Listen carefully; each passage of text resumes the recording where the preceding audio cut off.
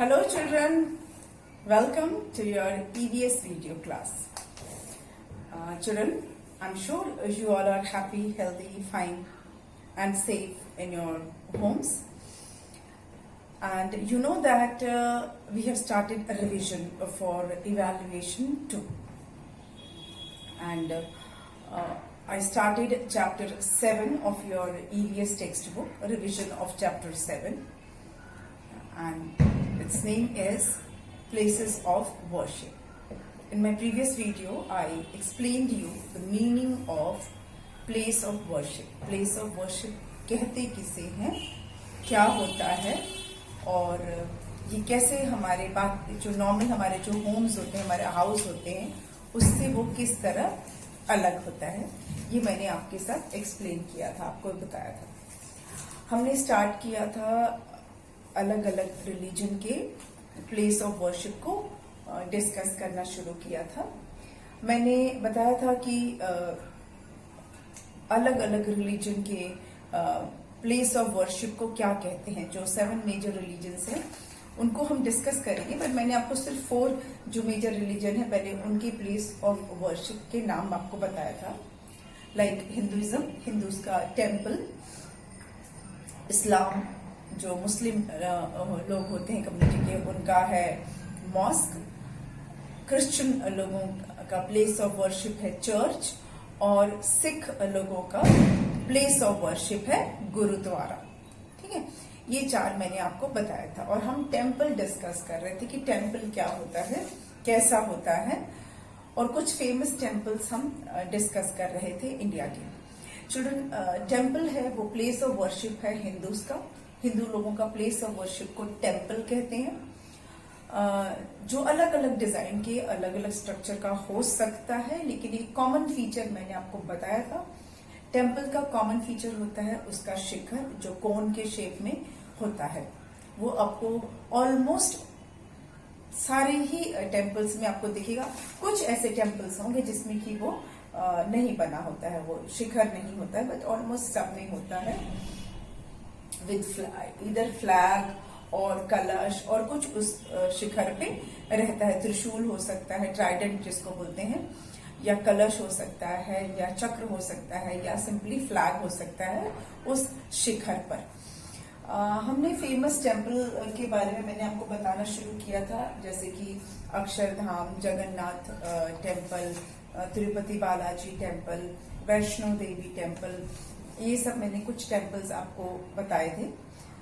आज भी आपको मैं कुछ फेमस इंडियन टेम्पल्स के नाम बताऊंगी और वो किस प्लेस में है वो बताऊंगी। स्लोली हम सारी चीजों को एक बार रिवाइज करेंगे। तो मैंने आपको बताया था कि इंडिया में बहुत सारे ऐसे फेमस टेम्पल हैं जो किंग्स लोगों ने, एम्परर लोगों ने बनवाया था, या किसी फेमस पर्सनालिटी ने उसे बनाया था, या लोगों ने मिलकर उसे बनवाया है। कुछ गवर्नमेंट ने भी बनवाए हैं। तो हमने उसमें डिस्कस किया था अक्षरधाम टेम्पल जो स्वामी नारायण जी का टेम्पल है, फिर जगन्नाथ टेम्पल जो भगवान जगन्नाथ का टेम्पल है, वैष्णो देवी टेम्पल जो माता गॉडेस वैष्णो जी का है, वैष्णो माँ का है, फिर तिरुपति बालाजी टेम्पल जो कि अगेन विष्णु भगवान का बालाजी का टेम्पल है। फिर हमने बात किया था ये इन्हीं के बारे में अभी तक बात किया था। चलिए आज हम कुछ और टेम्पल्स के नाम मैं आपको बताती हूँ और कौन सी जगह पर है वो भी हम डिस्कस करेंगे। ठीक है, तो नेक्स्ट है, मैंने वृंदावन टेम्पल भी आपको बताया था जो कि अगेन भगवान कृष्ण का है, भगवान विष्णु के ही इनकारनेशन, उनके ही अवतार थे। और टेम्पल है जैसे मीनाक्षी टेम्पल है,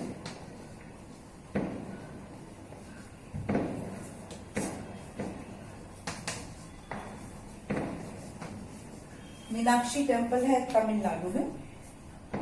ये माँ पार्वती का टेम्पल है, मीनाक्षी अम्मा टेम्पल इसे कहा जाता है, जो लॉर्ड शिव की वाइफ मानी जाती हैं। फिर है केदारनाथ टेम्पल। ये सब फेमस टेम्पल्स के आपको मैं नाम बता रही हूँ जो बहुत फेमस है। केदारनाथ जो है वो उत्तराखंड में है और ये भगवान शिव का टेम्पल है। अच्छा, जिस भी टेम्पल में नाथ लगा होगा, जनरली नाथ वो होता शिव जी का टेम्पल है। ऐसे बद्रीनाथ भगवान विष्णु का है, लेकिन ये भी एक सिंबल है। ज्यादातर जो टेम्पल्स हैं जिसमें नाथ लगा होता है, भगवान शिव के टेम्पल होते हैं। तो ये केदारनाथ है, फिर बद्रीनाथ है, बद्रीनाथ टेम्पल, ये भी उत्तराखंड में है। ये सब बहुत फेमस टेम्पल है। फिर काशी विश्वनाथ जो आपके वाराणसी में है, KASHI, काशी विश्वनाथ, काशी विश्वनाथ टेम्पल, ये है आपके वाराणसी में, उत्तर प्रदेश में काशी विश्वनाथ है। फिर टेम्पल है सिद्धि विनायक,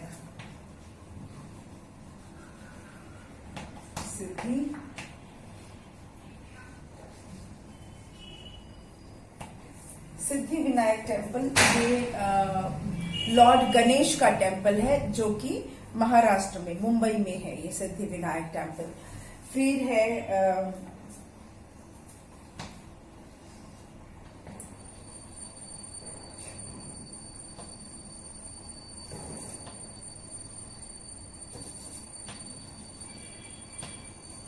रामेश्वर टेम्पल, जिसे रामनाथ स्वामी टेम्पल भी कहा जाता है।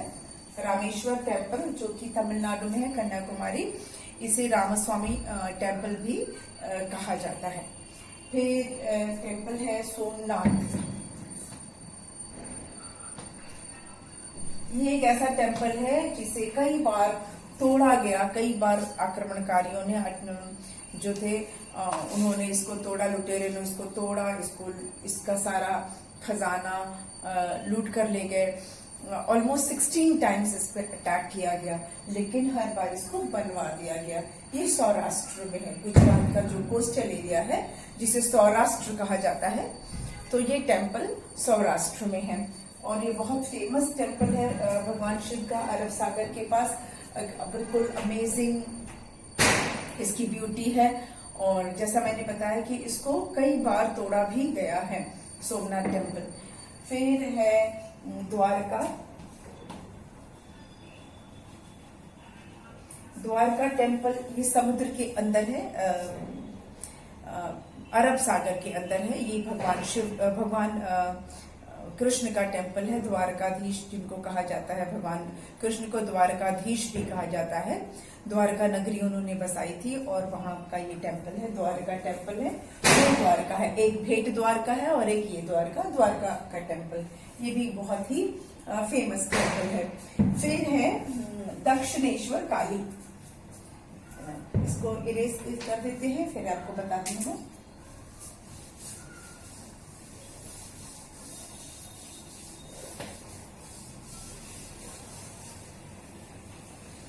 दक्षिणेश्वर काली,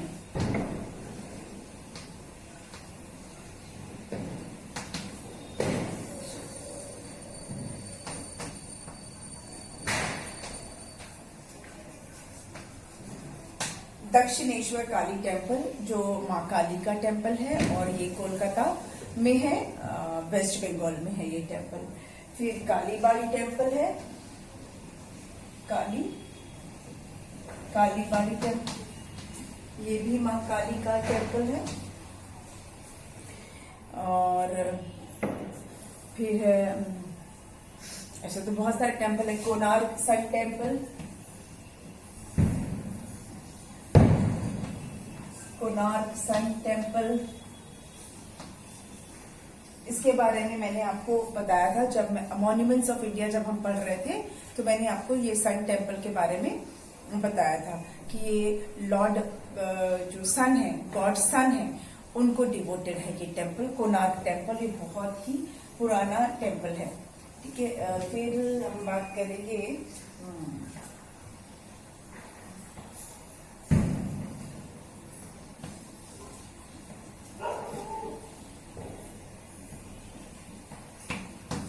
बैद्यनाथ टेम्पल, ये भी भगवान शिव का टेम्पल है, बहुत फेमस टेम्पल है। बैद्यनाथ धाम भी इसको कहा जाता है।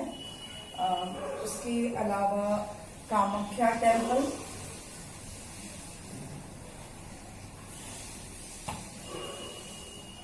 कामाख्या टेम्पल, ये भी जो है माँ पार्वती का ये टेम्पल है, गॉडेस पार्वती का ये टेम्पल है और बहुत ही फेमस टेम्पल है ये।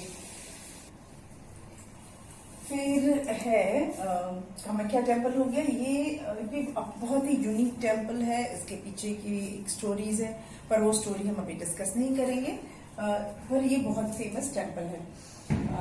यहाँ पर ये असम में है और यहाँ भी लाखों डिवोटीज जाते हैं, दे वर्शिप हियर।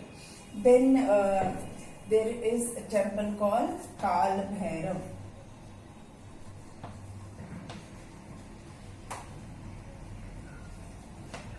काल भैरव टेम्पल जो आपके वाराणसी में है। और एक बहुत फेमस टेम्पल है महाकाल, महाकाल, जो कि मध्य प्रदेश के उज्जैन शहर में है महाकाल टेम्पल।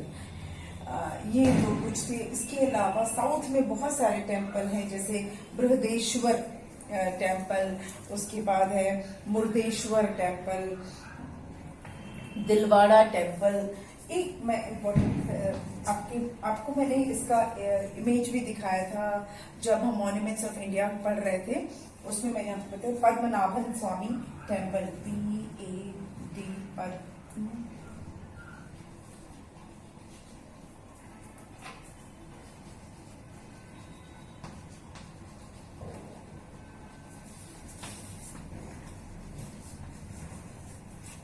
ये टेम्पल का मैंने आपको शायद फोटो इमेज दिखाई थी, पद्मनाभन स्वामी। ये वन ऑफ इट्स काइंड, एक बहुत ही ब्यूटीफुल टेम्पल है, बहुत पुराना है। किसी को नहीं पता कि ये टेम्पल कितने साल पुराना है, लेकिन ये फेमस क्यों है? एक तो टेम्पल बहुत पुराना है, इसमें भगवान विष्णु की, पद्मनाभन स्वामी के नाम से जाने जाते हैं, उनकी सोने की एक बड़ी सी लेटी हुई मूर्ति है, प्योर गोल्ड की। इसके अलावा इस टेम्पल का खजाना मिला था, 7 या 8 खजाने हैं, जिस ABCD डोर के नाम से है, ABC डोर से है। और इसमें जितना खजाना मिला है, ऐसा बोलते हैं कि अगर पूरी दुनिया का भी पैसा हम इकट्ठा कर लें, उससे कहीं ज्यादा यहाँ के खजाने में गोल्ड, सिल्वर और ज्वेलरी और सोने के सिक्के और जितना भी मतलब हम इमेजिन कर सकते हो आप ट्रेजर, वो सारा इस इनके खजाने में है। और अभी भी वो एक सीक्रेट है, कुछ खजाना तो अभी भी सीक्रेट है जिसके बारे में कोई नहीं जानता। इसलिए ये न्यूज में ये टेम्पल आया था, फेमस हुआ था इसके खजाने को लेकर कि यहाँ पे इतने हीरे जवाहरात, इतने गोल्ड कॉइन्स, ज्वेलरी, सिल्वर, सब कुछ मिला था कि अगर हम पूरे वर्ल्ड का भी पैसा अगर इकट्ठा कर ले, उससे कहीं ज्यादा इस टेम्पल के खजाने में ऐसा माना जाता है। तो न्यूज में ये टेम्पल बहुत फेमस हुआ था। चलिए, और भी बहुत सारे टेम्पल इंडिया में हैं, मैंने कुछ बहुत गिनती के आपको मैंने नाम बताए हैं टेम्पल्स के। और ये सब अलग अलग गॉड या गॉडेसेस से रिलेटेड हैं ये सारे टेम्पल्स। कोई लॉर्ड शिव का है, कोई लॉर्ड विष्णु का है, कोई लॉर्ड कृष्ण का है, कोई लॉर्ड गणेश का है। तो अलग अलग गॉडेसेस से रिलेटेड टेम्पल्स इंडिया में बहुत सारे हैं। ये जितने मैंने आपको नाम बताए, ये कुछ बहुत कम नाम मैंने आपको बताए हैं। कुछ तो ऐसे टेम्पल हैं जो अपने आप में वो मतलब वो कैसे कितने साल पुराने हैं कोई नहीं जानता, जिनके बारे में हमने मॉन्यूमेंट्स ऑफ इंडिया में भी पढ़ा था थोड़ा सा कुछ एक टेम्पल के बारे में। तो हमारा टॉपिक टेम्पल्स के बारे में नहीं पढ़ना है, बल्कि प्लेसेस ऑफ वर्शिप बताना है, इसलिए मैं सारे टेम्पल्स के नाम आपको नहीं बता रही। कुछ फेमस मैंने टेम्पल्स के नाम आपको आपके साथ शेयर किया। अच्छा, अब हम बात करेंगे रिवर्स की और प्लेसेस की जो रिलीजन से रिलेटेड है। जैसे कि कुछ रिलीजन में रिवर्स को भी सेक्रेड माना जाता है, होली माना जाता है। ट्रीज को भी सेक्रेड या होली माना जाता है। प्लेस ऑफ वर्शिप में उसको भी काउंट किया जाता है। फॉर एग्जाम्पल, जैसे अब हम हिंदुइज्म की ही बात कर रहे हैं, अभी हमारा topic Hindus and temples and Hindus place of worship चल रहा है, तो उसी को हम एक्सटेंड करेंगे, उसी के बारे में हम आगे और जानेंगे। चलिए, तो मैं अब इसको इरेज कर दूं ताकि अब जगह रहे बाकी चीजें डिस्कस करने के लिए।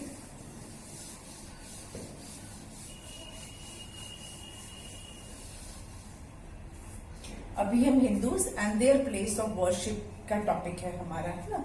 तो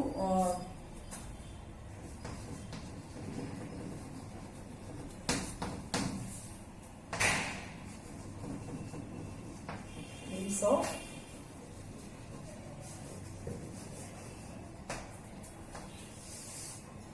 जैसा हमने बात किया टेम्पल्स का, और जो रिलीजियस चीजें इसके साथ हम बात करेंगे रिवर्स की। हिंदुइज्म में रिवर्स को भी सेक्रेड माना जाता है, कुछ नदियों को भी सेक्रेड माना जाता है, उन्हें मदर के जैसे ट्रीट किया जाता है और उनके साथ माँ वर्ड ऐड किया जाता है। माँ मतलब मदर। जिस तरह से मदर अपने बच्चों की केयर करती है, अपने बच्चों की देखभाल करती है, वैसे ही रिवर्स भी हमारी केयर करते हैं। बिना पानी के आप लाइफ इमेजिन नहीं कर सकते, है ना। पानी बहुत जरूरी है हमारे लिए। और पहले जमाने में, बहुत एंशिएंट टाइम में, ज्यादातर जो सिटीज होते थे, टाउन्स होते थे, विलेज होते थे, वो रिवर के पास ही सेटल्ड होते थे। क्यों? क्योंकि पानी बहुत जरूरी है क्रॉप के लिए, एग्रीकल्चर के लिए, खेती करने के लिए पानी चाहिए, पीने के लिए पानी चाहिए, और बाकी जो हमारे हाउस होल्ड टास्क है, बर्तन धोना, नहाना, कपड़े धोना, बाकी चीजें, इन सब के लिए पानी की जरूरत है। तो एंशिएंट टाइम में जितने भी पुराने आप शहर के बारे में जानोगे, जब आप आगे की क्लासेस में पढ़ोगे, तो मैक्सिमम जो शहर है वो नदी के पास ही बने थे, सेटल हुए थे, बसाए गए थे, क्योंकि पानी अवेलेबल है। तो रिवर्स के कंपेयर किया जाता है माँ के साथ, मदर के साथ। जिस तरह से माँ अपने बच्चों की केयर करती है, वैसे ही रिवर भी हम लोगों की केयर करती है। और इस कैटेगरी में है, हम सेक्रेड रिवर को अगर काउंट करते हैं तो उसमें सबसे पहला नाम आता है रिवर गंगा का। रिवर गंगा। और इंडियन माइथोलॉजी में, हिंदू माइथोलॉजी में रिवर गंगा से रिलेटेड भी कई स्टोरीज हैं कि वो किस तरह से धरती पर आई, भागीरथी उन्हें लाए, और वो किस तरह से उन्होंने शादी की। ये सब मैथोलॉजिकल स्टोरीज हैं। लेकिन रिवर गंगा एक सीक्रेट रिवर है for Hindu religion, for Hinduism. उसके अलावा तो इसीलिए ये गंगा को, रिवर गंगा को लोग माँ गंगा बोलते हैं, मदर गंगा भी बोलते हैं। उसके अलावा सीक्रेट रिवर में यमुना रिवर भी है, यमुना।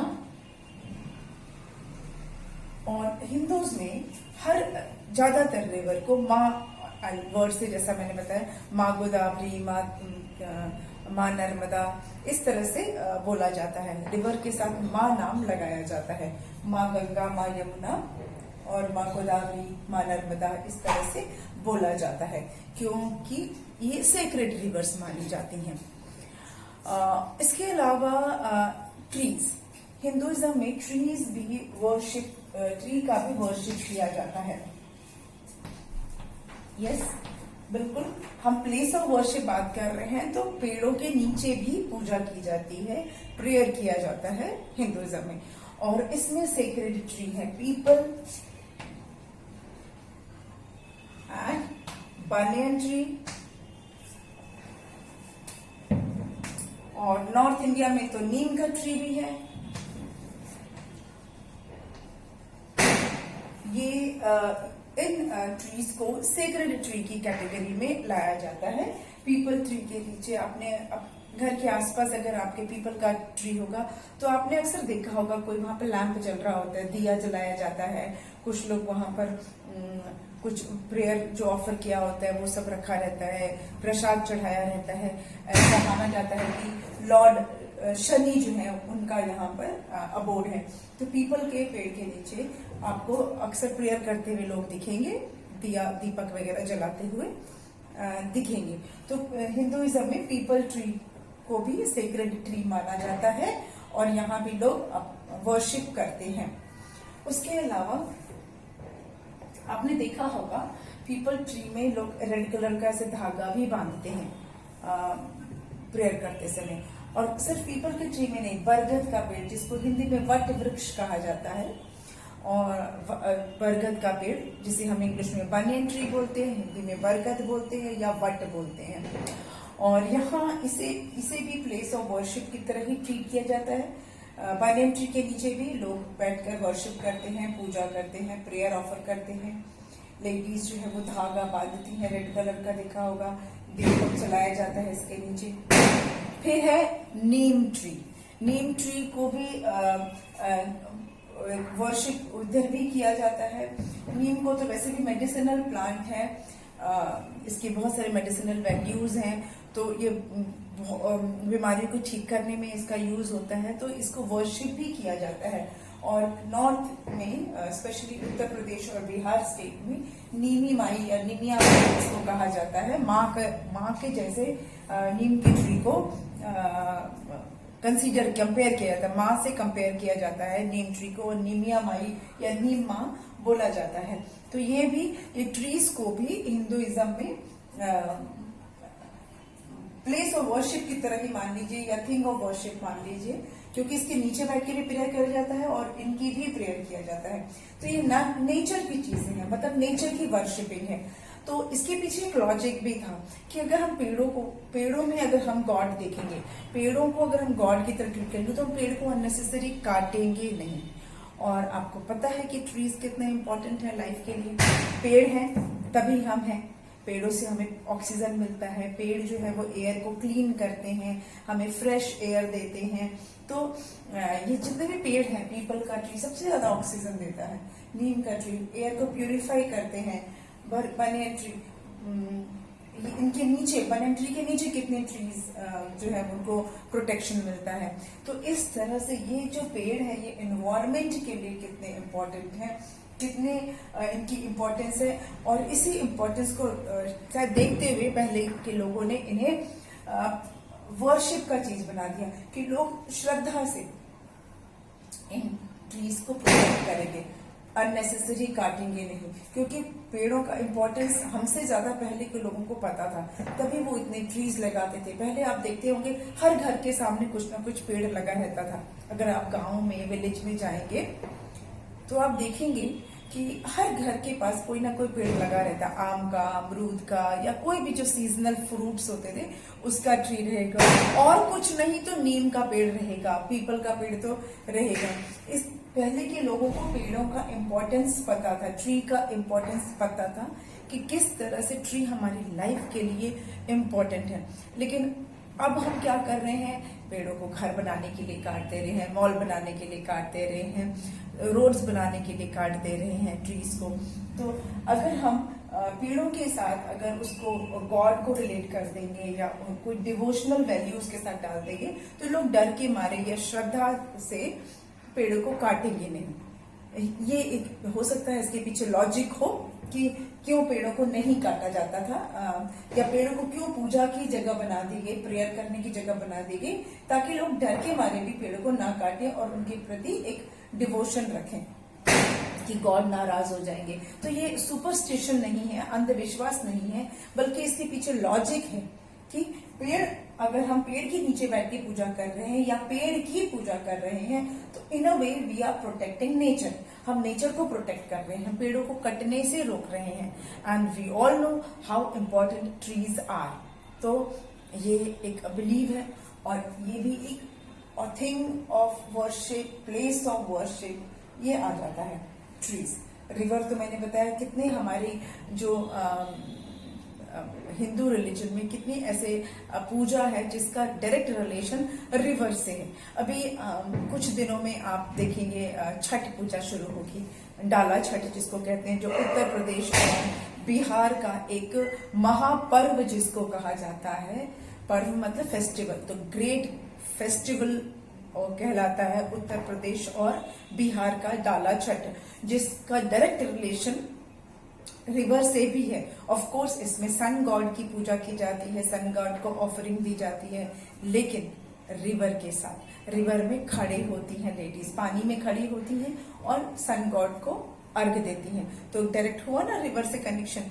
तो रिवर का कनेक्शन जो है वो पूजा के साथ इस तरह से जुड़ा हुआ है। कई ऐसे छोटे छोटे शहरों में जाएंगे, कुछ ऐसे लोकल फेस्टिवल्स जो है वो रिवर के साथ कनेक्टेड हैं।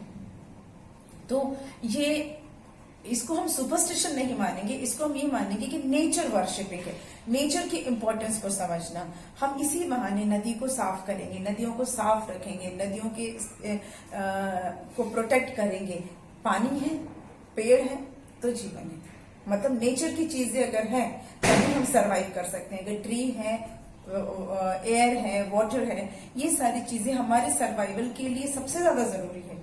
अगर ये तीनों में से अगर एक भी चीज खत्म हो जाती है तो हम नहीं रह पाएंगे। अगर पेड़ नहीं रहते हैं अर्थ पे तो हमारा सर्वाइवल मुश्किल है। अगर रिवर्स नहीं है तो हमारा सर्वाइवल मुश्किल है। एयर नहीं है, हमारा सर्वाइवल मुश्किल है। तो ये सारा जो चीज है नेचर से रिलेटेड है। तो कुछ रिलीजन ऐसे हैं जो नेचर के साथ कनेक्टेड है, नेचुरल चीजों को वर्शिप करते हैं, so that we can protect nature and we can go hand in hand with that. तो ये सोचना कि क्यों पेड़ की पूजा करते हैं, क्यों पेड़ को place of thing of worship माना गया, क्यों रिवर को माना गया, there is a logic behind it. इसके पीछे लॉजिक है कि हम नेचर को प्रोटेक्ट करते हैं, हम नेचर को थैंक यू बोल रहे हैं कि आप हैं तो हम हैं। ठीक है। तो अगर आपके घर में कोई अगर ट्री को वर्शिप कर रहा है या रिवर को कर रहा है तो don't make fun of them. उनको ऐसा नहीं सोचना कि ये लोग अनपढ़ हैं, ये पढ़े लिखे नहीं, इनको नहीं पता, पेड़ की पूजा कर रहे हैं, ऐसा नहीं है। इसका नेचुरल रीजन है, इसके पीछे लॉजिक है और वो बिल्कुल सही है। आज जो ज्यादा पढ़ लिख लेते हैं हम लोग और हमें नेचर के इम्पोर्टेंस को नहीं समझते हैं, है ना। अब जैसे नीम को ही पूजा करते हैं, नीम की स्टिक यूज करते हैं ना दातुन करने के लिए। अगर कुछ भी नहीं कर रहे हैं, अगर आपके दांत में किसी भी तरह की प्रॉब्लम है, आप नीम के दातुन से अगर ब्रश करेंगे, instead of using your plastic brush, अगर हम ये नीम के लकड़ी से अगर ब्रश करेंगे तो हमारे दांतों में कभी कोई प्रॉब्लम नहीं होगी, कभी कैविटी नहीं लगेगी, कभी दांत में दर्द नहीं होगा। पहले के लोगों को होता था कि ऐसा कुछ नहीं होता था, क्योंकि वो नेचुरल चीजों को यूज करते थे। हम क्या करते हैं, इतना महंगा पेस्ट यूज करते हैं और प्लास्टिक के ब्रश यूज करते हैं हम सब, और फिर उसको थूक देते हैं जाकर, है ना, थूकते ही है ना इतना महंगा paste. What is the use.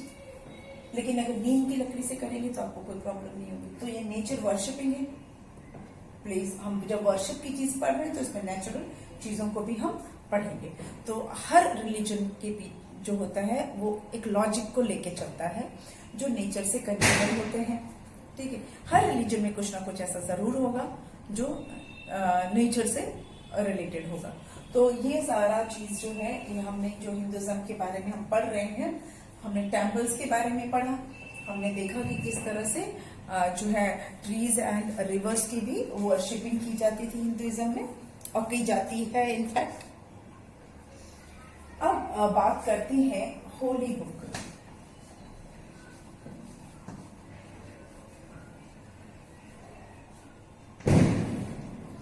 Her religion का कोई ना कोई होली बुक भी होता है, पवित्र ग्रंथ जिसको बोलते हैं, वो हर रिलीजन का होता है। तो हिंदूज में है, एक तो है गीता जिसको कि भागवत गीता बोलते हैं,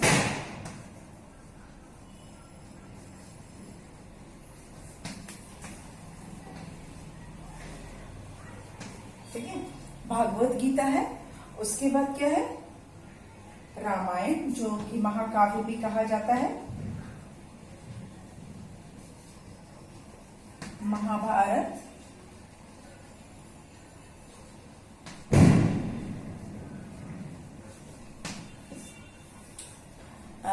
हिंदू रिलीजन में जो सेक्रेड बुक है उसका नाम है भागवत गीता। जो मेन सेक्रेड बुक है वो है भागवत गीता। और उसके अलावा रामायण और महाभारत जो है वो एक्चुअली में एपिक है, महाकाव्य जिसको कहा जाता है, लेकिन इन्हें भी सेक्रेड बुक के रूप में माना जाता है। जो भागवत गीता है वो महाभारत का ही एक पार्ट है। महाभारत जो है वो एक स्टोरी है। मैंने आपको जब स्कूल आपके चलते थे तो मैंने आपको इसकी स्टोरीज आपको दिखाई थी। इसका एक एनिमेटेड सीरियल आपको मैंने दिखाया था, महाभारत की एक शॉर्ट स्टोरी आपको बताई थी। तो महाभारत में जो कुरुक्षेत्र में जो युद्ध हुआ था, जो वॉर हुआ था, बैटल जिसको बोलते हैं, बैटल हुआ था कौरव्स और पांडव्स के बीच में।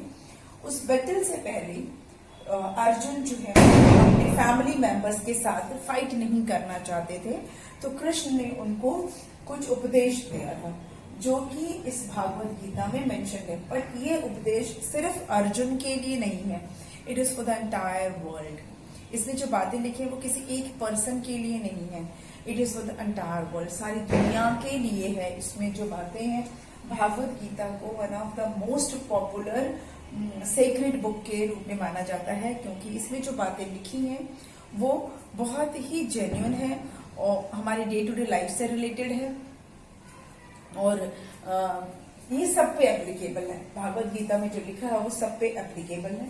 तो ये होली बुक है हिंदूज का। रामायण जो है वो अगेन एक एपिक है, महाकाव्य है, जो लॉर्ड राम और उनके ब्रदर्स की स्टोरी है, किस तरह से उन्होंने रावण के साथ को हराया, अच्छाई की बुराई पर जीत का ये एक मैसेज देती है, किस तरह से बुराई हमेशा हारती है और अच्छाई जीतती है। इसका ये एक इसमें मेंशन है। इसके अलावा हिंदूज की सीक्रेट बुक में वेद हैं, 4 वेद्स है, यजुर्वेद, सामवेद, अथर्ववेद और ऋग्वेद। ठीक है, ऋग्वेद, यजुर्वेद, सामवेद और अथर्ववेद 4 वेद हैं। पुराण है, कई सारे पुराण हैं, I don't know exact number, बहुत सारे पुराण हैं और 4 वेदास हैं। हर वेद का अपना एक पर्पस है। ये भी होली बुक्स की कैटेगरी में ही आते हैं। जो 4 वेद हैं, 4 वेद हैं, वो भी होली बुक्स की कैटेगरी में आते हैं, और हर वेद का अपना एक पर्पस है, जिसे हजारों साल पहले लिखा गया था। तो ये हमने पढ़ा हिंदुइज्म के बारे में, हिंदू रिलीजन के बारे में हमने बहुत कुछ जाना। दो बहुत डिटेल में नहीं पढ़े, लेकिन हमने काफी कुछ डिस्कस किया है आज के अपने इस वीडियो में। तो अब इसी के साथ हम हिंदुइज्म पे जो हमारा डिस्कशन है, जो मैं आपको इंफॉर्मेशन दे रही हूँ, उसको हम आज यहीं पे स्टॉप करते हैं। नेक्स्ट जो हम करेंगे, हम दूसरा जो एक रिलीजन है वो उसके बारे में अब हम डिस्कस करेंगे, पर वो हम आज के वीडियो में नहीं करेंगे, उसको हम करेंगे अपने नेक्स्ट वीडियो में। आज का वीडियो यहीं पे खत्म करते हैं। नेक्स्ट वीडियो में हम डिस्कस करेंगे इस्लाम को, और मुस्लिम रिलीजन को, इस्लाम को हम डिस्कस करेंगे। ठीक है, तो मिलते हैं अपने अगले वीडियो में। Thank you.